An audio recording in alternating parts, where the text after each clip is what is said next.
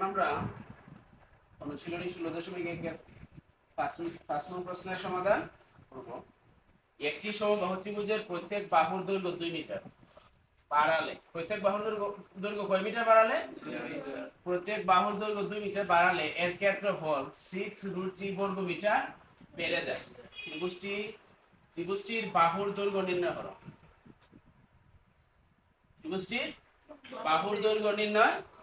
তাহলে ত্রিভুজটির বাহুর দৈর্ঘ্য এখানে নাই, ত্রিভুজটির বাহুর দৈর্ঘ্য নাই, আমরা ধরে নেই। মনে করি সমবাহু ত্রিভুজের বাহুর দৈর্ঘ্য a মিটার। তাহলে সমবাহু ত্রিভুজের ক্ষেত্রফলের সূত্র কি? সমবাহু ত্রিভুজের ক্ষেত্রফলের সূত্র কি? সমবাহু ত্রিভুজের ক্ষেত্রফল √3a²/√3 এখানে আরেকটা জিনিস বলছে আমাদের, ত্রিভুজের প্রত্যেক বাহু সমবাহু ত্রিভুজের প্রত্যেক বাহুর দৈর্ঘ্য 2 মিটার বাড়ালে, প্রত্যেক বাহুর দৈর্ঘ্য 2 মিটার বাড়ালে আমাদের প্রথমে আমরা বাহুর দৈর্ঘ্য ধরছিলাম a, এখন যদি 2 মিটার বাড়াই এটার সাথে যোগ হইব না? তাইলে আমরা কি লিখব? a+2 metre.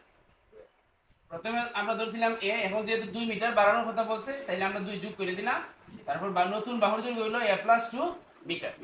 a+2 metre. তাহলে ত্রিভুজের ক্ষেত্রফলটা তো কিছু পরিবর্তন হইব, ত্রিভুজের ক্ষেত্রফলটা কিছু পরিবর্তন হবে না? আচ্ছা, তারপর আমরা লিখতে পারি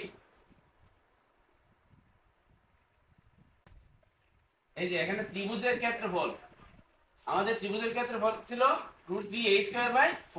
এখন এ মানে তো বাহুর দৈর্ঘ্য, এ মানে কি? তাইলে এখন বাহুর দৈর্ঘ্য আমরা কত পাইলাম? a+2। বাহুর দৈর্ঘ্য কত পাইলাম? তাইলে সূত্রটা হবে আমাদের √3a+2²/4। মূলত সূত্রটা হচ্ছে √3a²/4।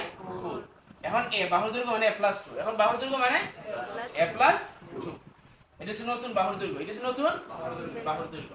ত্রিভুজের বাহুর দৈর্ঘ্য বৃদ্ধি পাইলে ক্ষেত্রফলটা হয় এটা, তাই না?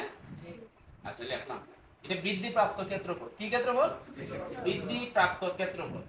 মূল ক্ষেত্রফলটা কি? মূল ক্ষেত্রফলটা হচ্ছে এই যে √3 × a²/4। √3 × a²/4 আমাদের ডাকের মধ্যে বলছে, আমাদের প্রশ্নের মধ্যে ত্রিভুজের প্রত্যেক বাহুর দৈর্ঘ্য 2 মিটার বাড়ালে ক্ষেত্রফল 6√3 বর্গ মিটার বেড়ে যায়। 6√3 বর্গ মিটার বেড়ে যায়। তাইলে মূল ক্ষেত্রফলটার সাথে কত পারবো? 6√3। কার সাথে? মূল ক্ষেত্রফলটার সাথে পারবো। এই যে এটা হচ্ছে মূল ক্ষেত্রফল না, এটার সাথে পারবো 6√3। যদি এটার সাথে এটা বাইরে যায় মূল ক্ষেত্রফলের সাথে, এই যে এটাও আমাদের বৃদ্ধি প্রাপ্ত ক্ষেত্রফল, এটা আমাদের বৃদ্ধি প্রাপ্ত ক্ষেত্রফল না? বাহুর দৈর্ঘ্য বাড়াতে আমরা ক্ষেত্রফল এটা পাইছি না?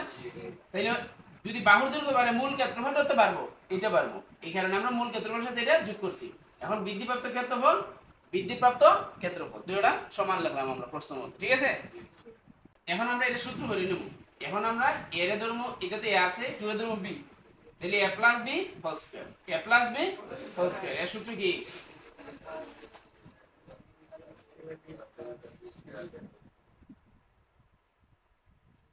a+b² এর সূত্র হচ্ছে a²+2ab+c²। আমাদের নিচে যা আছে তা লিখলাম। এখানে যে বিষয়টা আমরা করব, এটা তো আমরা যোগ করতে হইব, তাই না? তাহলে হরের লসাগু করতে হইব। 6√3 এর নিচে কত আছে?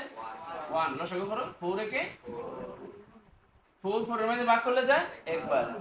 এক দিয়ে উপরেটা যেটা আছে এটা যদি আমরা গুণ করি যা আছে, এই যে √3 এর উপরে এর a² উপরে আবার রুট নিয়ে আইসো না আবার, ঠিক আছে? a² এর উপরে কিন্তু রুট নাই, ওকে? প্লাস 6√3 এর নিচে কত আছে? 1। 6√3 এর নিচে কত আছে? 1। 1 দিয়ে আমরা 4 রে লসাগু রে ভাগ করব, তাই না? 1 দিয়ে যদি আমরা 4 রে ভাগ করি কত? 4। তো ভাগফল কত পাইলাম? 4। 4 দিয়ে যদি আমরা 6 এর গুণ করি 24। 424 না নি? 424 √3। এখানে কি আছে? 4 4 4 4 আছে না? উভয় দিকে যদি আমরা 4 গুণ করি, এদিকেও 4 গুণ করি, এদিকেও 4 গুণ করি, উপরে থাকবে না? গুণ করলে কই থাকে? উপরে থাকে। তাহলে উভয় দিকে 4 গুণ করলে 4 4 কাটা যাবে। ধর এখানে 4 গুণ করলাম, 4 আর 4 কাটা। এখানে 4 গুণ করলাম, 4 আর 4 কাটা, বাদ যায়। অথবা হর যদি একজাত থাকে আমরা বাদ দিতে পারি। কথা বুঝতে পারছো? তাইলে এখানে আমাদের কি রইলো? √3a² প্লাস এই যে এই তিনটা গুণ হবে, 2 আর 2 গুণ করলে 4a। 2² মানে 2 দুইটা গুণ করলে 4। এখানে তো আমাদের একটা জিনিস খেয়াল করো, 4 তো নাই, এখন নিচে বাদ হয়ে গেছে। এখানে √3 আছে, এখানেও √3 আছে, একটা আমরা কমন নিতে পারি।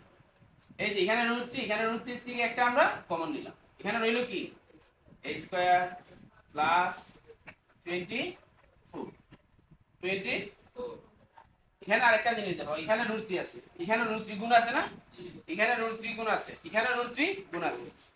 যদি উভয় দিকে সমান সমানের উভয় দিকে একজাত মান থাকে গুণ আকারে, তাহলে এটা আমরা বাদ দিতে পারি, ঠিক আছে। অথবা যদি আমরা উভয় দিকে √3 দ্বারা ভাগ করি, উভয় দিকে √3 দ্বারা ভাগ করি, ধরো এখানে √3 দ্বারা ভাগ করলাম, নিচে √3, এখানে √3 দ্বারা ভাগ করলাম, নিচে √3, তাহলে উপরে √3 নিচে √3 বাদ, উপরে √3 নিচে √3 বাদ।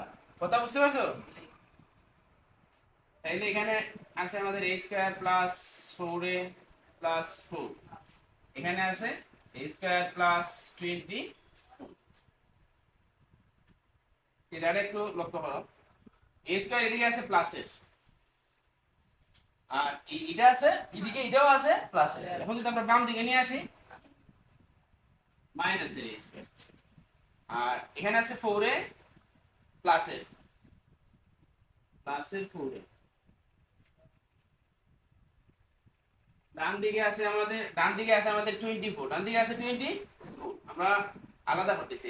এখানে আছে আবার 4 প্লাসের আছে না, 4টা আমরা ডান দিকে নিয়ে গেলাম, তাহলে কি হলো মাইনাস। এখানে পরিবর্তনটা করলাম, দেখো a স্কয়ারটা ছিল ডান দিকে, বাম দিকে নিয়ে এসে হয়ে গেছে মাইনাস, 4 ছিল প্লাসের, ডান দিকে নিয়ে গেছে হইছে মাইনাস। এখন a স্কয়ার মাইনাসের a স্কয়ার প্লাসের, এখানে আছে 4a, 24 থেকে যদি আমরা সাইড বাদ দেই 20, সাইড আছে গুণ, গুণ যদি আমরা সাইড পরিবর্তন করি ডান দিকে নিই, তাহলে কি হইব গুণ, যদি আমরা ডান দিকে নেই ভাগ, সাইড দিয়ে বিষয়ের মধ্যে 5 বার, তাহলে এর সমান আমরা কত পাইলাম 5। অতএব ত্রিভুজটির বাহুর দৈর্ঘ্য 5 মিটার, অতএব ত্রিভুজটির বাহুর দৈর্ঘ্য 5 মিটার। এর মানে আমরা বাহুর দৈর্ঘ্য ধরছিলাম না, তাইলে আমরা এর মান পাইলাম। আশা করি সবাই বুঝতে পারছেন।